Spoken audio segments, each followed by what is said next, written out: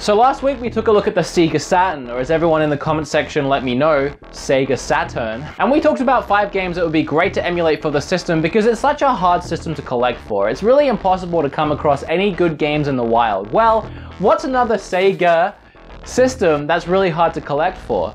The 32X. In fact, possibly even harder in my opinion. So this week, I'm recruiting Sean once again to take a look at 5 Sega 32X games that you guys should check out.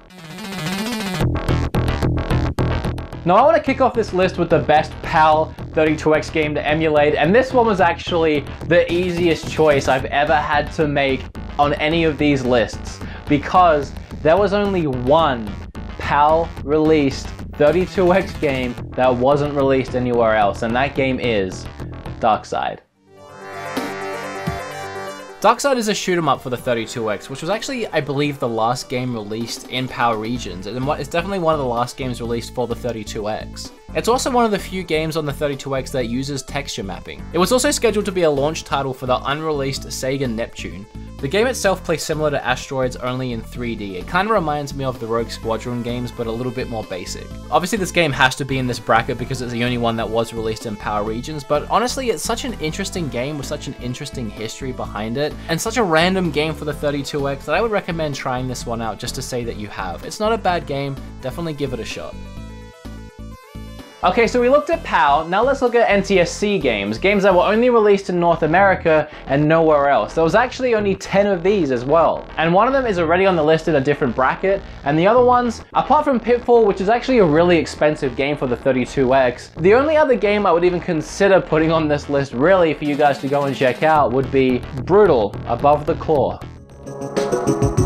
Brutal, Paws of Fury is a 2D fighting game that was published by Game Tech Incorporated. The game features a cast of various human-like animals as selectable fighters.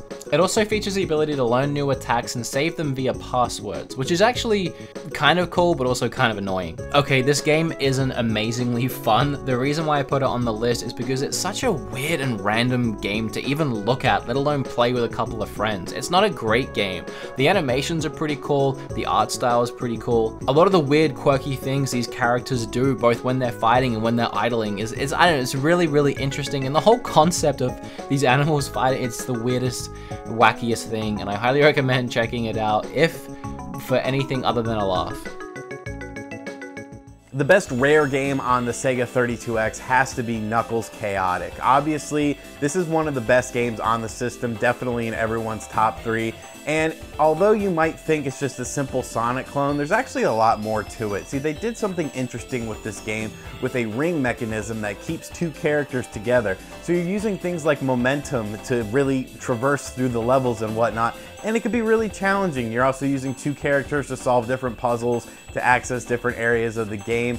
And it's a really fun game. It's definitely unique, it's definitely pretty different, but it's got a really good color palette, a really good audio soundtrack, and it's just a very enjoyable game. If you're a fan of Sonic games, especially the classic ones, Knuckles Chaotix is definitely one to emulate, as you'll have a great time playing it and seeing sort of where the Sonic franchise could have gone if they would have went in this direction. And next we have the best expensive game to emulate, a game that is so ridiculously expensive that really, realistically, unless you're a hardcore 32X collector, this is probably your best bet, the best way to play the game. And that game is SpiderMan Web of Fire. A Spider-Man game on the 32X that's really expensive, you'd think you couldn't really go wrong. You'd think this would be a fun game, but unfortunately this game is probably the weakest on the list. Player controls Spider-Man through 6 stages of side-scrolling levels as he goes up against the neo-Nazi organization Hydra and their hired hands for the new enforcers. The game didn't do very well because it was released after Sega had announced they were dropping support for the 32X, so because of that the game was largely ignored by gaming press. So it didn't really get much publication, as well as it just kind of sucks in general. It's not a great game. I always like emulating and playing games that I know I could never afford, and I like seeing the games that are super expensive, so if you're like me, definitely check this one out. It is a Spider-Man game. It's not terrible, it's just not great. And finally for number 5, I'm gonna pick one of my favorite games to emulate, one of my favorite games for the system in general. And we're actually gonna do a bonus favorite game, Sean's favorite game. So technically there's 6 games on this list, don't tell anyone. And he'll do his next. But my favorite game, well, I was tossing up between Knuckles Chaotix, which is already on this list, as you've already seen, and Kolibri, a game that's honestly, well, let's check it out. And I'm pretty sure Kolibri is how you pronounce it. Kolibri? Kolibri is a shoot 'em up created exclusively for the Sega 32X. You play as a hummingbird, and the game offers numerous power-ups. Each one follows different patterns. Some are spread shots, the others will home in on the enemy. The game also features a good number of puzzles which grow increasingly difficult with each level. Now personally for me, between the art style and the gameplay, I find this game to be incredibly fun and somewhat relaxing at times. I highly recommend checking it out. It's such a weird, obscure, random game for any system, but it's definitely worth playing. The Sega 32X is a system that I actually really enjoy and I'm nearing a complete collection for, but when it comes to my favorite game on the system, that has to be Virtua Fighter 32X.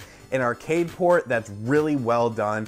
Virtua Fighter on the 32X has all of the moves of the arcade version, and it runs really smoothly on the 32X. It's actually a little better than the initial version they released on the Sega Saturn, which really shows what the 32X was capable of. If you like 3D fighting games, this is definitely a primitive one, but it's a great one to check out, and it really helps showcase the strength of the 32X and what could have been if Sega had put a little more emphasis on the system instead of shifting so quickly to the Sega Saturn. So if you've never checked out Virtua Fighter 32X, I highly suggest you emulate it, and you're gonna have a blast playing it. 6 games all up. Let me ask you guys, what games did we miss? What are some fantastic games for the Sega 32X that you guys can recommend me going out and emulating, maybe a game that I haven't played before? I really haven't played that much 32X. This is a fantastic way for me to play a lot of the games just like anybody else, is to load them up, emulate them, see what I like, and then if I like them enough, go out and buy them. So let me know down below what games you would add to this list. Remember to like this video,